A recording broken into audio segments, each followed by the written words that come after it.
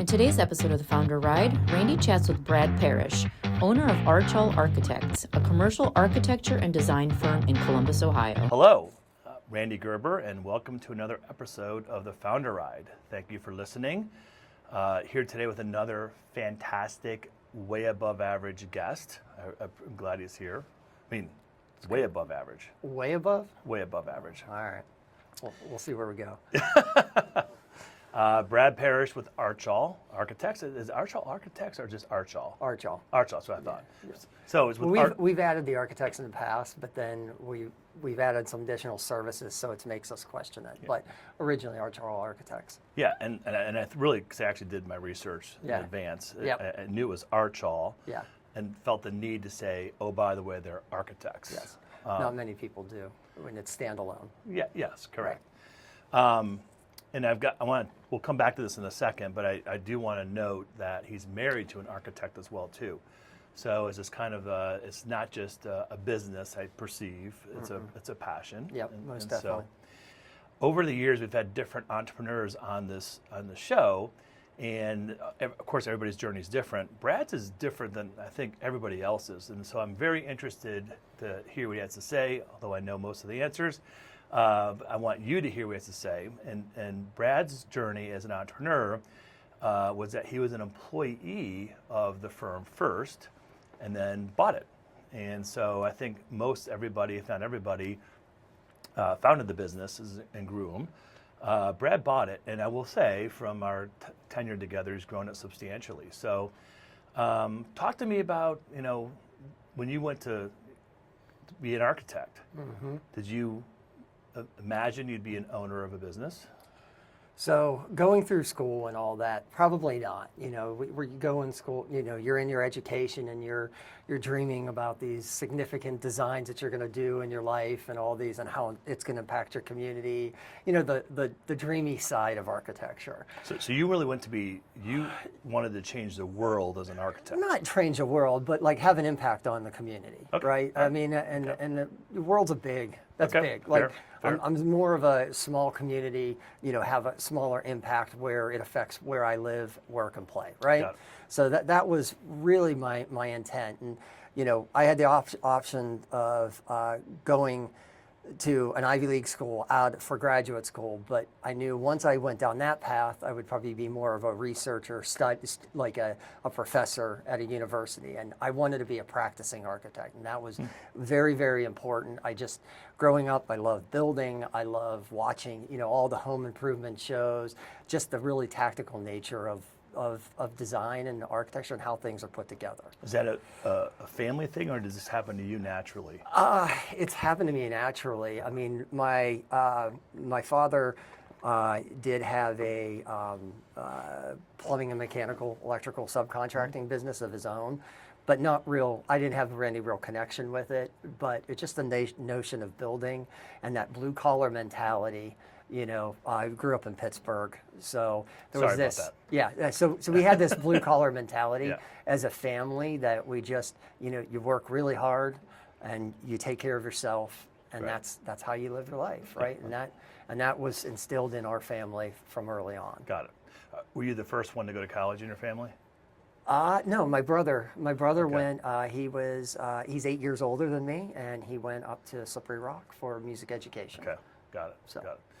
So you graduate from school, and that's a 5-year degree, right? So OSU, I went to Ohio State University. It's a 4+2 program. Okay. So you need 4 years of undergrad and 2 years of graduate. Got it. And then there is a 3-year internship, basically, in the profession before you can sit for the exams. Now that was the case when I was in school. My brother actually did it in 8 years. He did 4+2+2. He was on the doctoral of he decided to take his time. He met his girlfriend the second year, or the 6th year, and slowed things down a little bit. So, but and architect, it's you get it when you get it. It takes time to really understand the process and all of that. So, got it.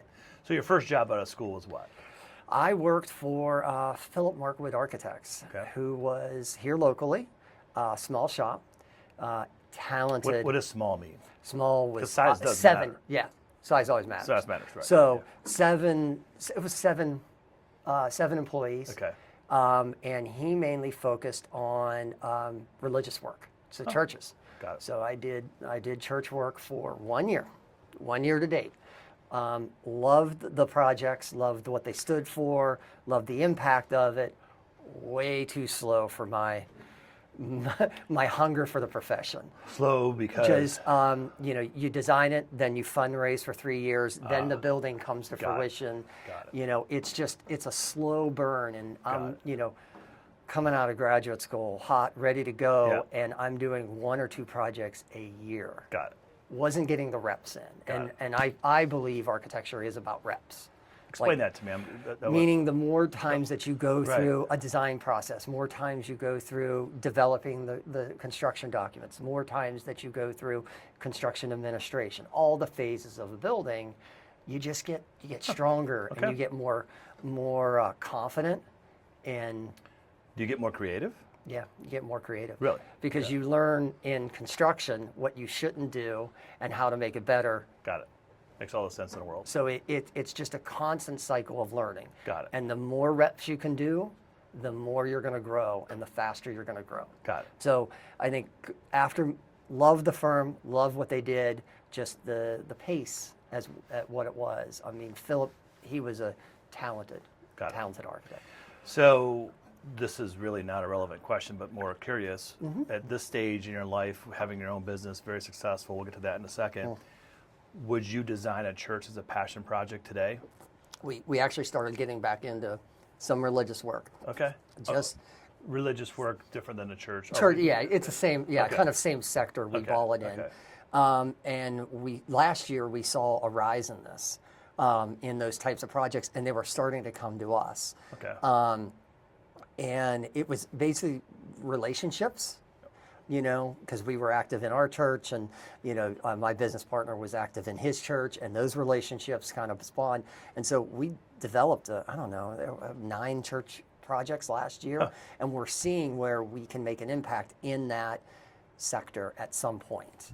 Got it. So it's on the horizon for us. Cool. That's interesting. I'd like to hear more about that at some Yeah. point. So, all right. So you not moving quickly enough. You go from that firm to Architectural Alliance. Okay. So this was the original name of the company, founded by John Oney and Mike Fitzpatrick Sr. Back in 1976. So it is our 50th anniversary this year. Congratulations. Which is really exciting. Yeah. To be kind of second generation over a business that has impacted Columbus incredible through the years. Second non-related generation. Second non-related Yeah, generation. right, Yeah. yes. Yeah. Let's clarify that. Yeah.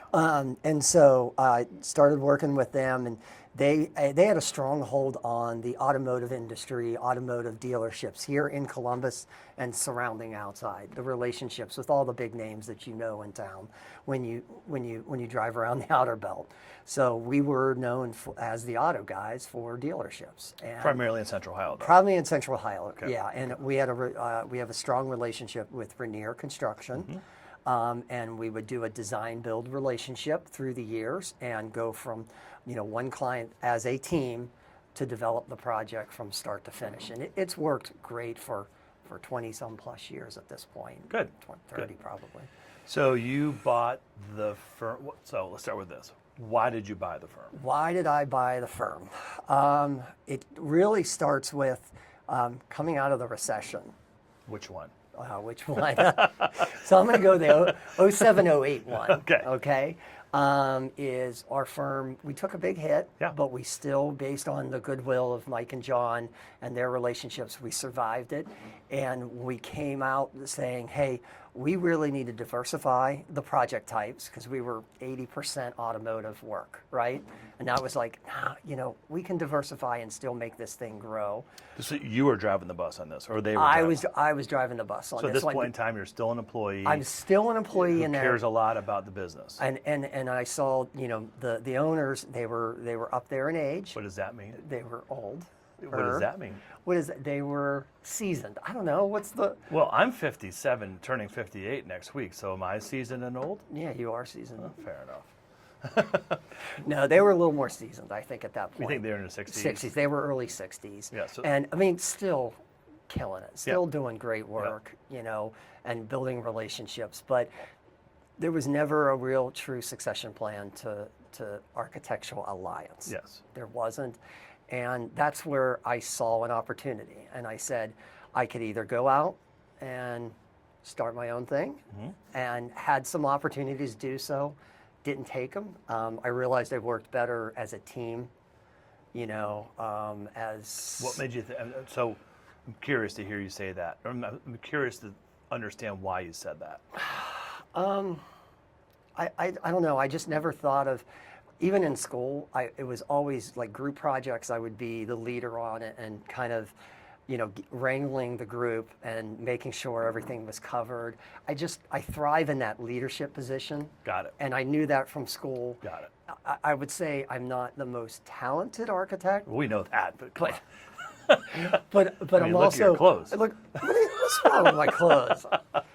But I think I realize that I look at things a little bit different, and I have a good problem-solving skills that maybe others don't. But I'm not saying I'm the driving, designing force of everything. How old are you at that point in time, roughly? Roughly, I was probably 32. 32, so still young. Were you married? Yes. And did you have children? No. Okay.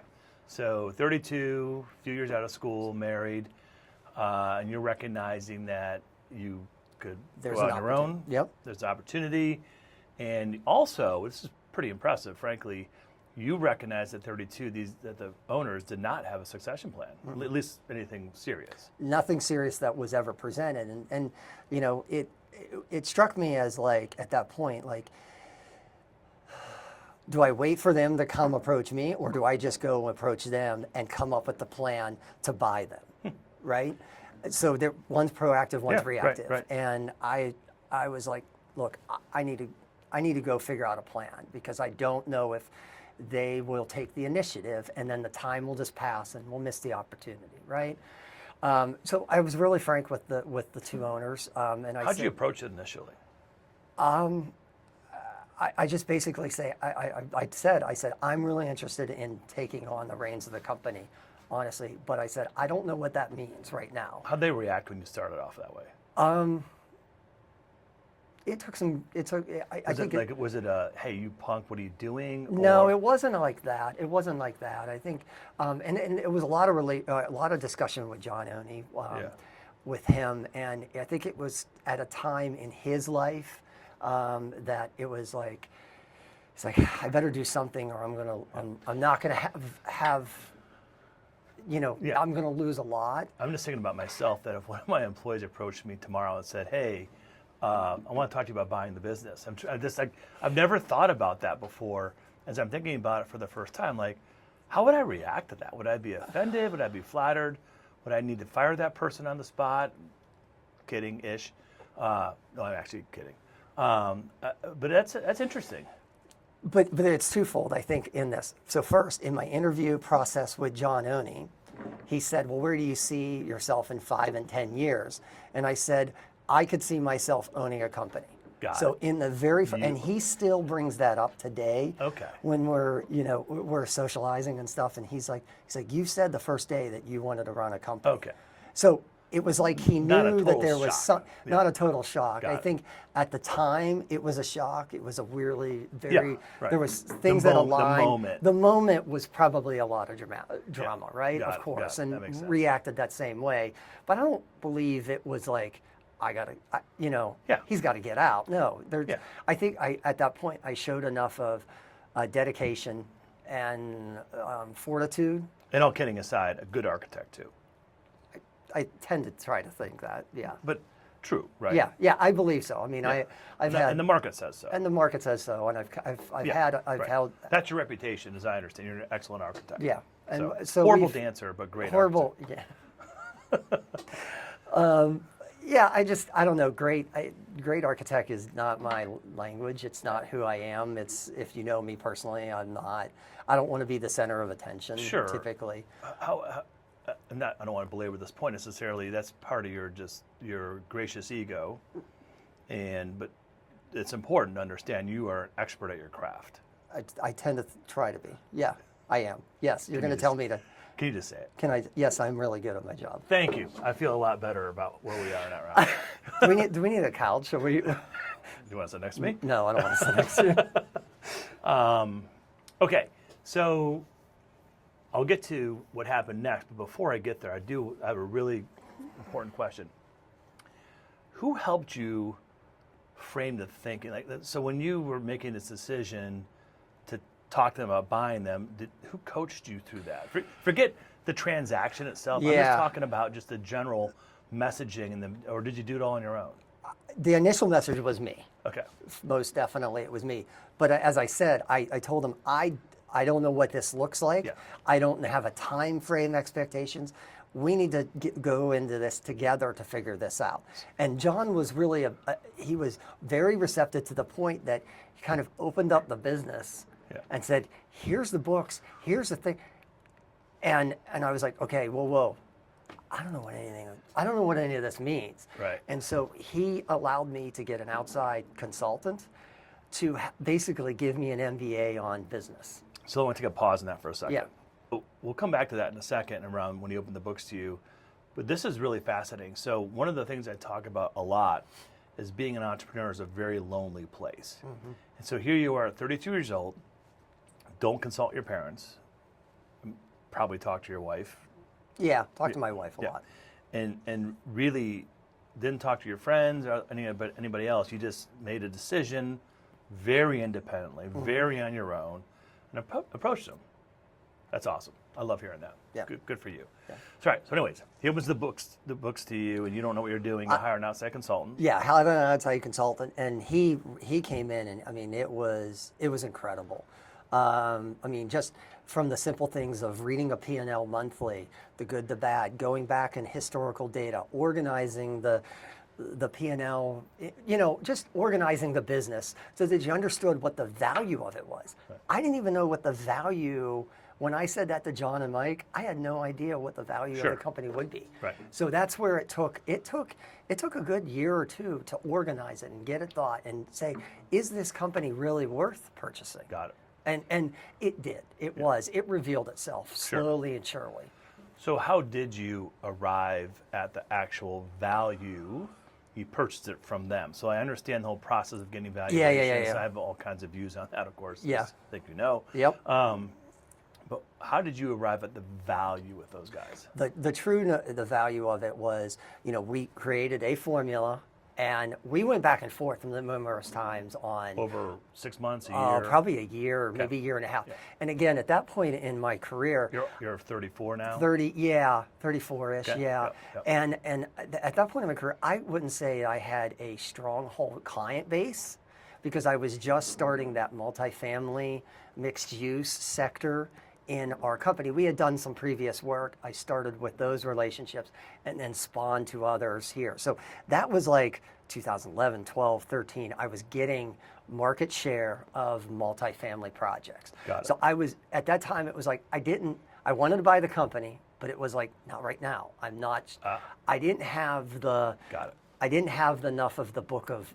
work on my side to be pressing both at the same time. So I was focusing more on, let's build this monster over here, and we can slowly develop what this is throughout, okay? So you landed on a formula. We landed on a formula. And then how soon thereafter did you buy the business? So it was 2017 we signed the documents. Which is how many years after? Well, let's say we spoke in 2010, so 7 years. It took 7 years. It took 7 years. It took a long time. Got it. And what was that's really a long time, actually. It's a long time. What was the? There was multiple things. I think it was me gaining the confidence in growing another sector. Yep. Could do that. I think it was me gaining confidence as to be a true business leader of this company and understanding, was it. I think part of it was them building their trust that I can take over what they started. Yep. And it would continue on successfully. Yep. I think I would say those 2-3 factors were very, very important. And I did have, at the time, we did have, there were 2 other individuals that we were also in negotiations. So it really wasn't two other employees, Yep. again, that were joining this conversation about purchasing over. But I would say from the get-go, it was me and Mike and John having negotiation talks. So when you purchased the company, who bought the company? Who bought the company? Was it just you? So it was me, Dave Caldy, Yep. and Brian Reynolds. Got it. Were the three that purchased the company. Got it. And are we all sold together today?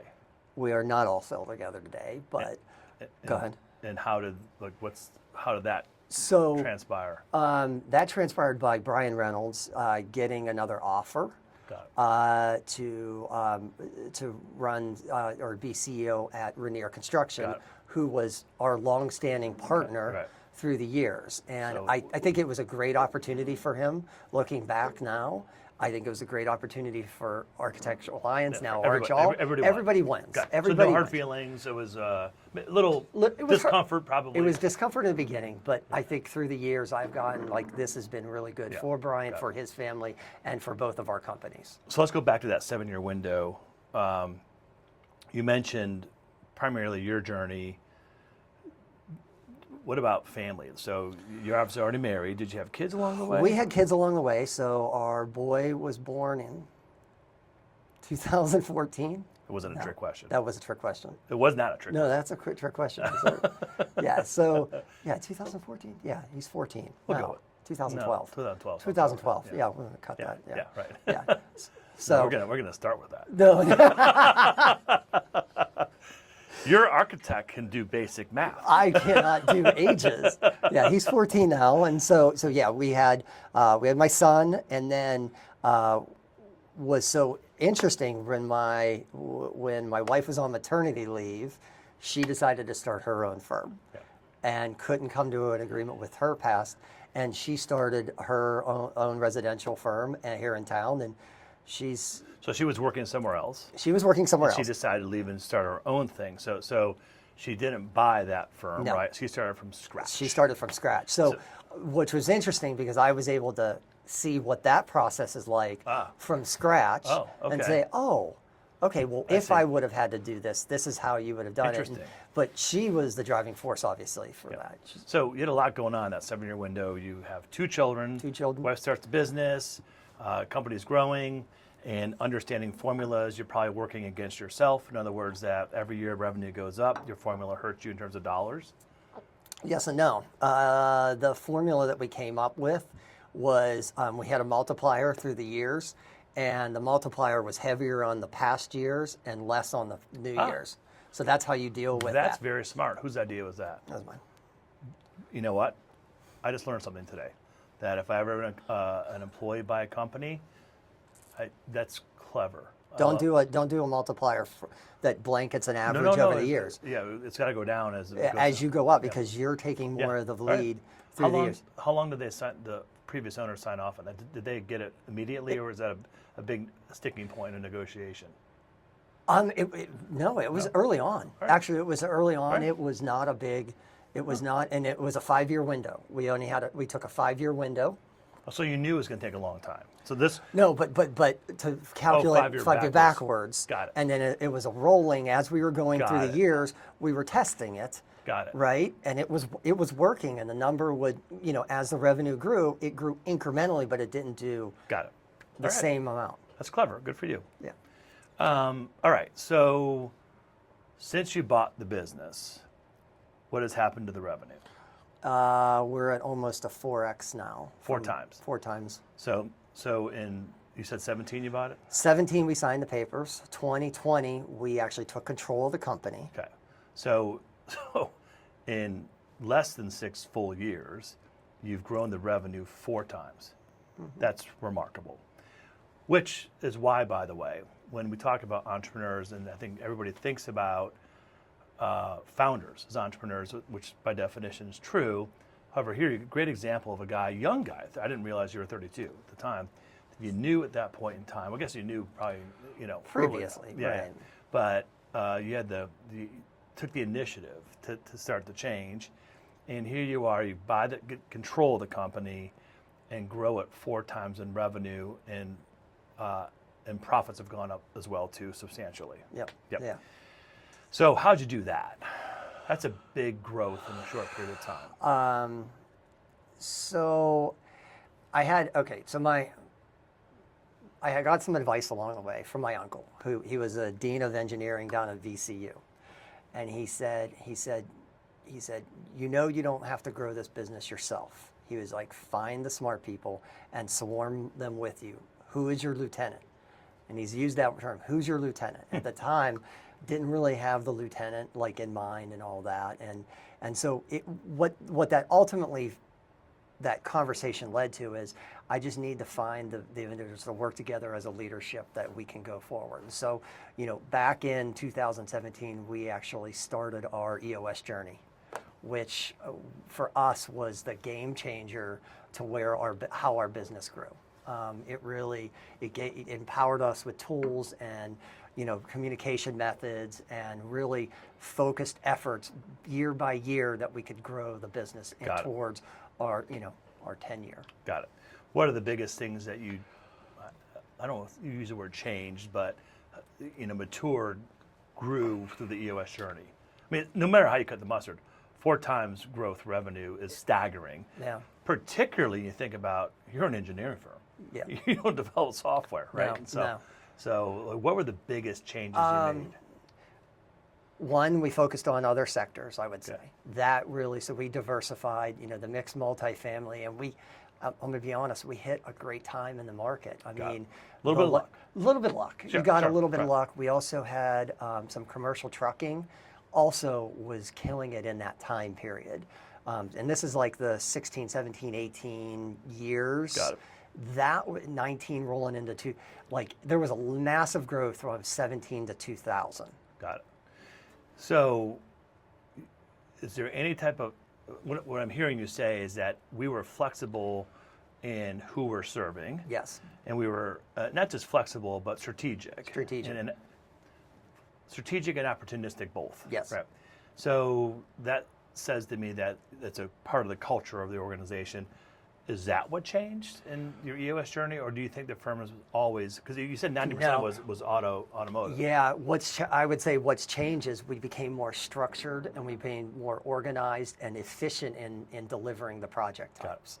But how did you not become more strategic and opportunistic too? Oh, we did, but it was through but it was through our good word, like the work that we were doing. Sure. The market was Referrals, recognizing, right. you know, hey, call these guys, call that, and we just kept getting referrals. But you understand there's between 90% of the business was automotive. Yeah. And now what's automotive today, percentage-wise? 25%. Right. Yeah, multifamily again is like 40, 34, 35%. And if tomorrow designing widgets architecturally is the opportunity, you're going to do it. Yeah. Okay. Yeah. And I think that's where our leadership team is. You know, we're strong in 2 right now. We have 3rd industrial growth, right? And we want to be 5 strong in 10 years. Got it. That's our goal. And so we have a big bucket of miscellaneous that we're testing. What other markets, how we deliver projects, can we serve those sectors? Is there anything architecturally you won't do at this stage? Residential houses. Residential houses. We will stay away from residential houses. And I only know that personally is just because my wife can do it better than we can. Let's pretend she was a nurse or a doctor right. A lawyer of some sort. Is that, would you? No, we would stay away from residential housing because it takes a different type of architect to work on something that is very personal. Got it. Right? There's a lot of psychology that goes into developing some of these private residents versus a commercial building where they go and work. Got it. Makes sense. It's just completely different. So again, interesting story that you had this long runway as an employee, long runway as negotiated buyer. Yeah. So since you actually bought the business, what has surprised you? What has surprised? Oh, you got a good one right there. Finally, you stopped me. I think what has surprised me the most is if through the years when we're hiring individuals and if you really hire for the culture first and foremost, Sure. Everything, it feels like the team just works better and versus skill. Got it. And for what you do for a living, skill really matters. Skill really You matters. can't be a shitty architect and a great culture. No. Or can you? But I would say that, given since the pandemic, Yeah. Architecture field got hit very hard Sure. in school, right? Yep. And we're missing a window of experienced architect. I see. And so we've taken the model of we're going to go hire a culture fit and somebody that is a good problem solver, and we can teach him the architecture. Got it. So you're willing, I hear you say, and we're in the same boat, you're hiring people who are smart, capable, but you're going to have to train them. You're going to have to train them. Yeah. So I'm going to ask my question again. Can you hire a shitty architect in a great culture? Does that work? No, probably not. Okay. Yeah. So they probably still not. have to. There's still a level of talent there. Got it. Yeah, it's the talent versus experience. I see. Right. That's a good way to put it. Yeah, I think it's talent versus it. You can tell from portfolio and conversations with a person in an interview, there's talent, Got it. but they may not have any experience. Got it. What has again, that's opportunistic. Has anything surprised you on the difficult side, on the hard side? What surprises me, and as you grow in the business and your revenue grows, there's constant ceilings that you get through the business. And you're like, here, we're at one again. How are we going to persevere through this? How are we going to expand past this so that it can get scalable? And I think that has been the surprise. Like I thought it was like, oh, just set the engine up. It's very linear. And it's very linear, Got it. and it's not. There's these Stair-step. constant stair steps, Got it. and I think that's the surprising thing for me is Got that it. there are these constant ceilings that we hit. Have you surrendered to that as a fact, or are you trying to make it more? Right now, I think I've kind of surrendered a little bit to it. Got it. But knowing that you see where those thresholds can lie. Got it. And I mean, in talking with certain individuals within our company, we've kind of identified, well, if we hit this revenue or if we hit this number of people, we're going to need to expand. Got it. And we never had a marketing person, we never had a business development person, we never had like all of these ancillary positions. Now with scale, you got to add them all, Yeah, which is common. But I guess I grew up in a culture where none of that was existent. right. And so that was new. Yeah, but traditional perspective, you are investing in the business and aspects that are pretty typical. Yeah. Just your expectation around that surprised you a little bit. It surprised on, and then actually the reward out of doing some of those. And so Dave and I, every year we say, well, what's the transformational thing that we need to add to the company? And we take a portion of the profits from the previous year and add that to it. And we've done, different service line. We've added, the business development and marketing now. I mean, and it really has helped, change the face on how we as a company operate, because we're just not a business-to-business relationship anymore. We are now, being active in marketing and campaigning and getting leads, which was foreign to the predecessors. Yeah, right.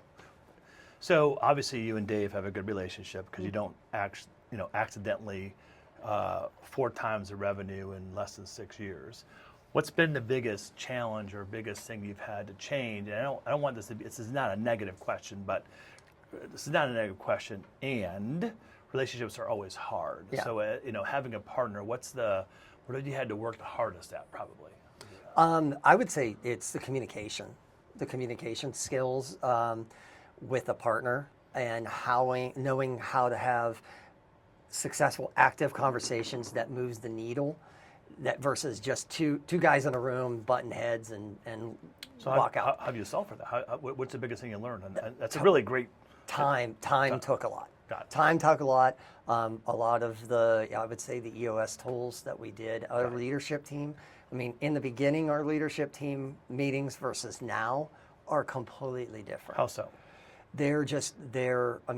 First, truth is at the form, at the trust amongst the team, right? So now you trust, not that you didn't trust before, but rather the trust has grown. Trust has grown, and the active listening versus trying to get your point out, like take the minute, hear what the person is really saying, and then respond effectively, right? So that's a change. It's a change. The act of listening and being patient with hearing is a big change. Most definitely. Okay. Most definitely. I mean, it is night and day, and I would say that some of our sessions have been, we come out, I mean, and some of the things that are said are like, whoa, you just said that out, and it's been great. Right. It's been not because it's cleared the air. Sure. When there's all the, these backdoor conversations or, this resentment, Yeah. a leadership team falls apart. Yeah. And we don't have that. That's awesome. What else has evolved and changed with respect to? I would say my position and what I do in the company. Explain that. And even, Dave would probably echo this as well.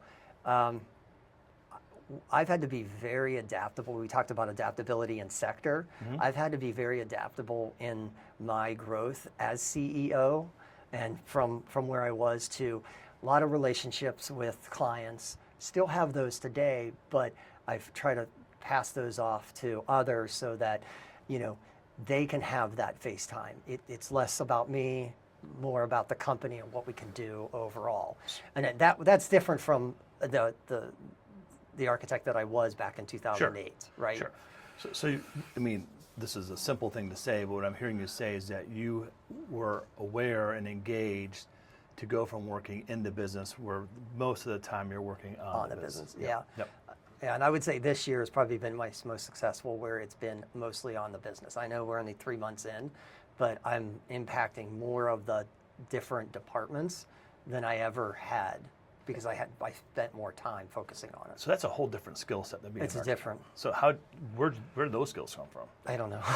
I mean, not the dance floor. No, yeah, it is. It's a dance floor, but again, I think it's ultimately, when it comes down to it, an architect, a building has 1,000 problems Yep. to make it come to fruition. Yep. A business has the same thing, and you just have to tackle each problem and slowly. And But isn't that communication skill different though, or is it?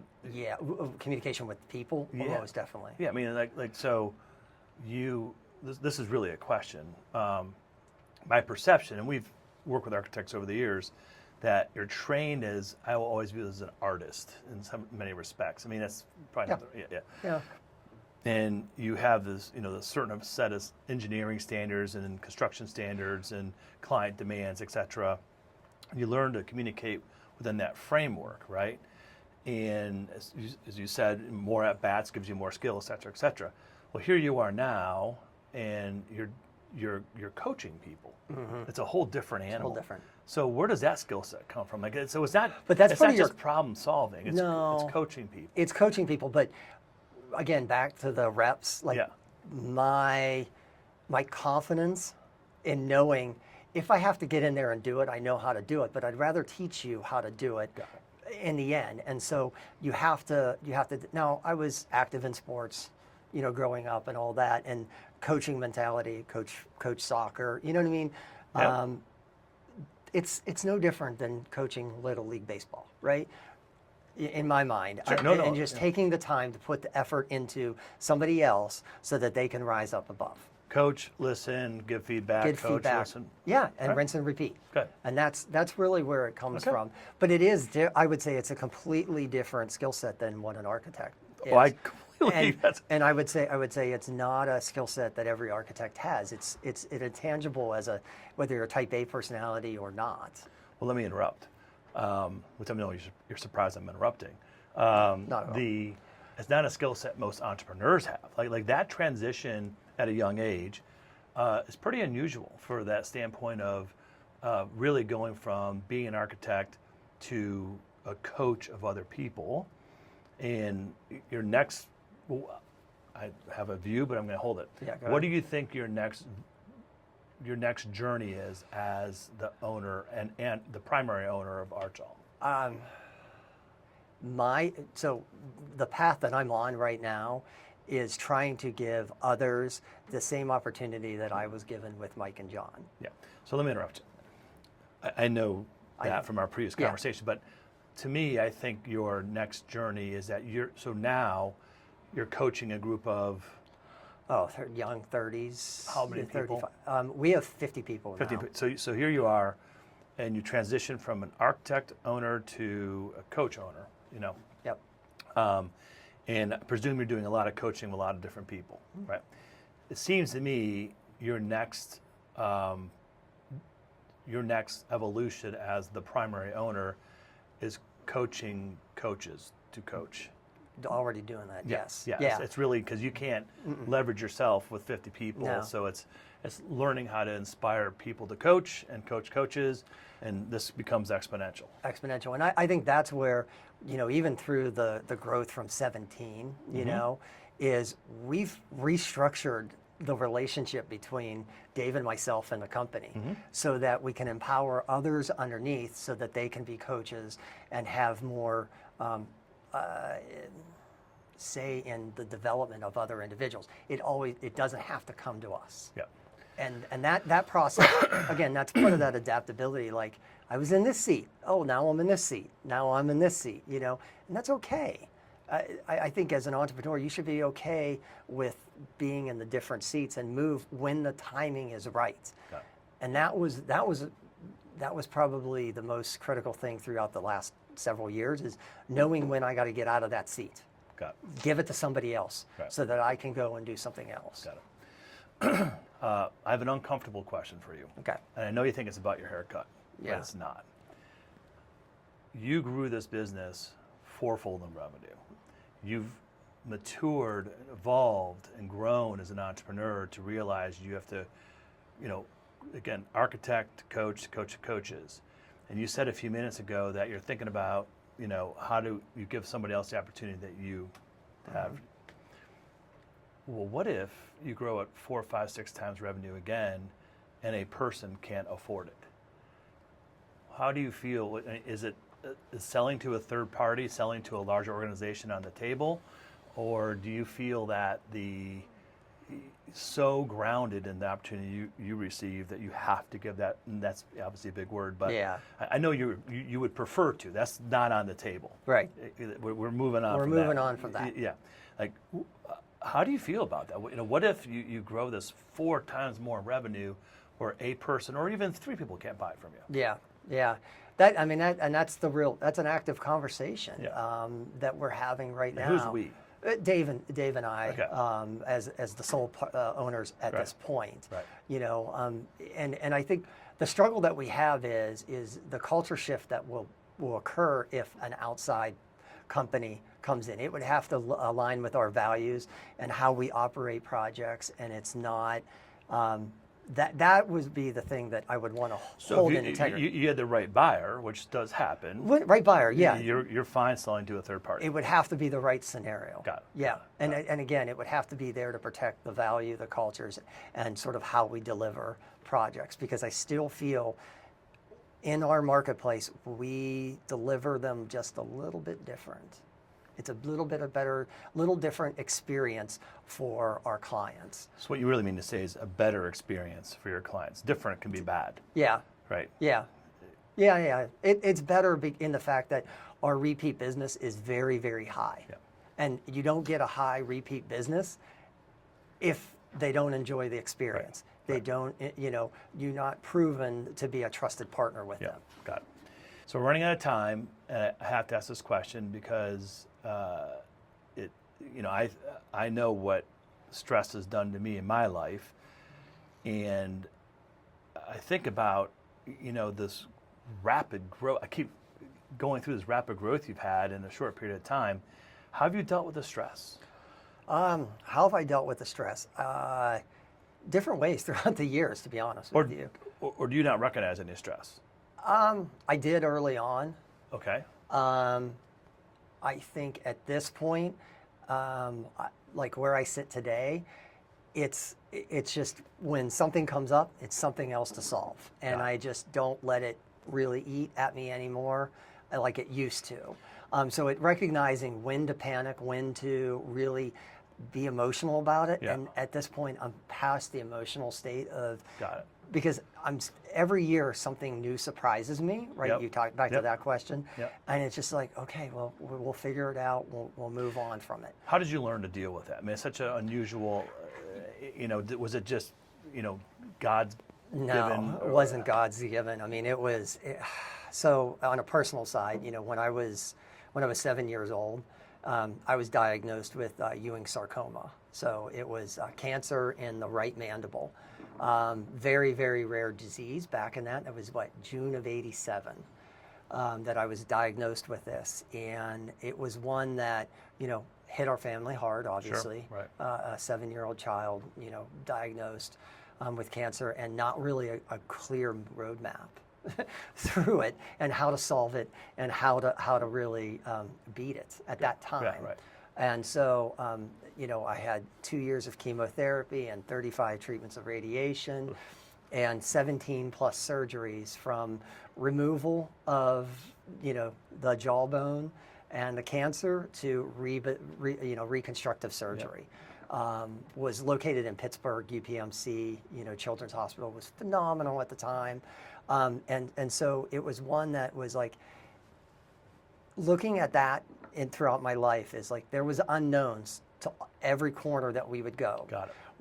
We would try a new drug, we would have a different surgery. There were all these things that they actually didn't know the outcome, Right. but we tried it, and you adjusted your plan along the way. And I take that now as business, is like, stuff happens. Right. It does. Right. It's okay. Right. We'll deal with it. We'll get through it. Think about it critically, logically, and you can get through it. And so I think that, having as a young child, has shaped me on how I deal with problems Got it. today. So that experience, which is, thank you for sharing that, which is obviously traumatic and hard and difficult, you were able to transition that into your stress management skill set. Yeah. Got it. All right, one final question. So let's say that you have this great outcome with Archall. Let's not get hung up how that happens. What's next in life for you after this? Right now, I'm just trying to enjoy the kids. Yeah. Right.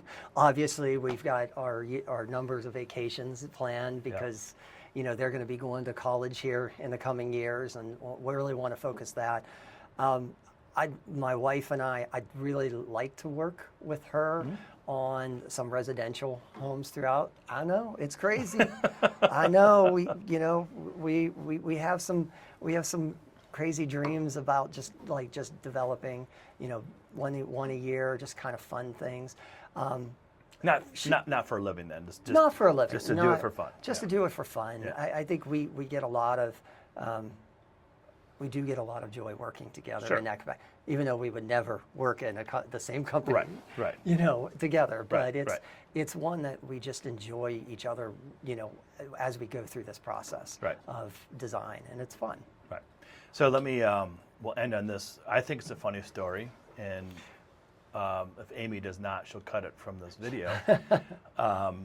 So I just came back from Costa Rica Saturday, and it's my son's senior year, graduating. He's going to go to law school next year for real.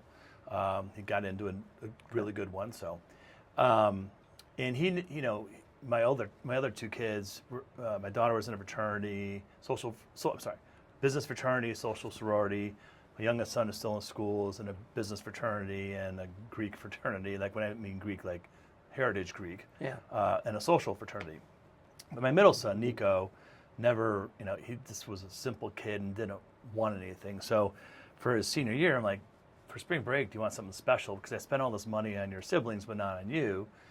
And when the kids were little or younger, we used to go to Nosara, Costa Rica, which is known for learning to surf. So it certainly is in North America, for sure North America, arguably the best place in the world to learn to surf, because of the break in the waves and way the beach is shaped, et cetera, et cetera. And there's a whole bunch of really good surf instruction down there, and there's also Yoga Institute, which is irrelevant. But so he said he wanted to go and asked if he could bring a few friends, and I said sure.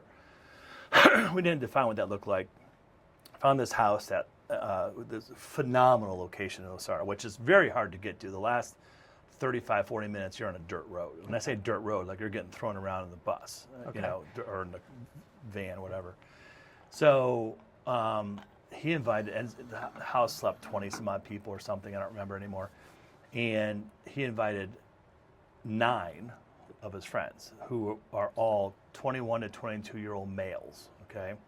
Which, between all 10 of them, there'll be 2 medical doctors, and if I don't know the perfect score in an MCAT, but if a perfect score in an MCAT's 1,000, it's not. But if it were, he got a 998, one of the 2. Then there's 7 engineers, an architect, and a lawyer, with the average GPA of probably a 380, 385 of all of them. But you put 10 boys together for a week, there's nothing dumber in the world than those 10 boys together. It was insane. And my poor wife, unfortunately, was the only female, had to endure those 10 boys, and then me too, which adds a whole other layer. Yeah. So when you're enjoying your family and you're spending time with them, do not offer that as a I mean, I'm glad I did it because they laughed and they had a great time. It was so fun for me as a dad to see my son have so much fun. But boy, did it try my patience a lot. Yeah. So, but thanks for being here. Really appreciate it. I learned some things today, and I really appreciate that. Thank you for listening to the Founder Ride. Please tell your friends. Tune in for our next episode. Thank you. Content herein is produced by Gerber Entrepreneur LLC, aka Founder Farm, another firm owned by Randy Gerber that is a private community for entrepreneurs. Services provided by Founder Farm are separate from the services rendered by Gerber LLC and are rendered pursuant to a separate contract. Clients of Gerber LLC are under no obligation to engage with Founder Farm. Founder Farm does not render investment advisory services.